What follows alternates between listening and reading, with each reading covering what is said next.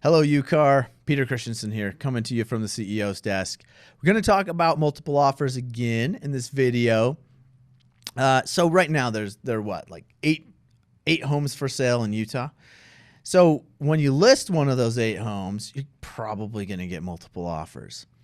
Couple key things you need to be aware of with multiple offers and your responsibility as the listing agent. That's what I want to focus on, is your responsibility as a listing agent. I'll just throw my little saying out there that I always say with working with sellers and multiple offers. Have the discussion before you list the property on how they want to handle the multiple offers. You know, highest and best, countering all of them, countering one of them. You know, there's different ways to do it. No one way is the right way, but we're not going to talk about that today. What we're going to talk about is once those offers start coming in, what is your obligation as a seller? So we can look to Standard of Practice 1-6 in the Realtor Code of Ethics. And it says, realtors shall submit offers and counter offers objectively and as quickly as possible. So I want to focus on those. So 2 things. You got to do it objectively and as quickly as possible. Now, ultimately, the seller decides how these offers are coming in. You know, if seller says, this is the example I use in my classes, if seller says, I only want to discuss offers on Thursday afternoon from 1 to 2. Not very realistic. You'd probably tell your seller that doesn't work very well, but seller could say, nope, that's when I'm available. That's when okay.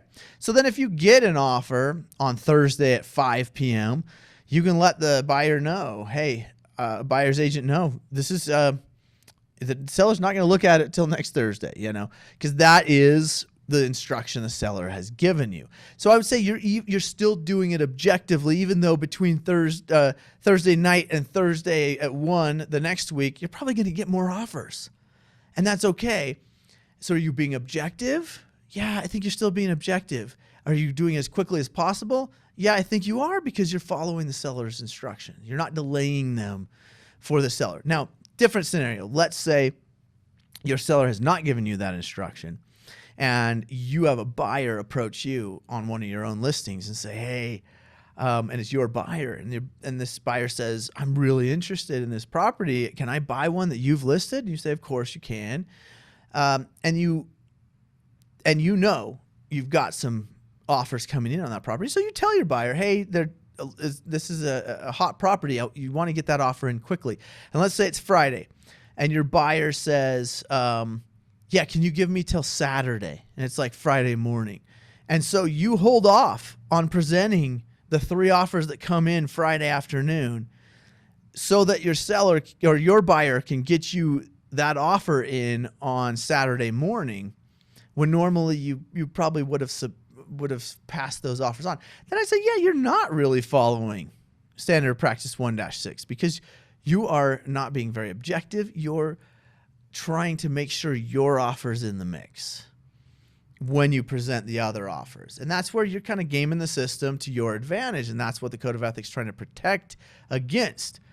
We want it to be objective. So if you have a normal habit of forwarding on the offers every evening that you got that day, then do it. Don't change it because you have an offer in the mix now. You shouldn't change your behavior. Could you let your seller know, hey, I have a buyer, a great buyer who's going to submit an offer tomorrow morning. So as you're looking at these, just wanted to let you know. Sure, because that's just giving information to the seller. Now, seller, if they see one offer in those 3 you gave them that's not from your buyer, then they can say, yeah, I love this one. I want to take it. I'm not going to wait for your buyer. Okay, great. That's objective quickly. So it really depends on the seller.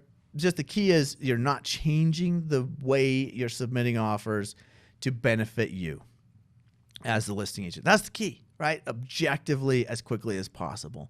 Hopefully that helps. Hopefully we get more than 8 properties on the market next week. We'll see how that goes. But as always, this is legal information only, not intended to be legal advice. If you need specific legal advice, please contact your attorney. Thanks for tuning in. Check this video out, other videos we have, and let us know if there is a topic you'd like us to cover in the comments. Thanks.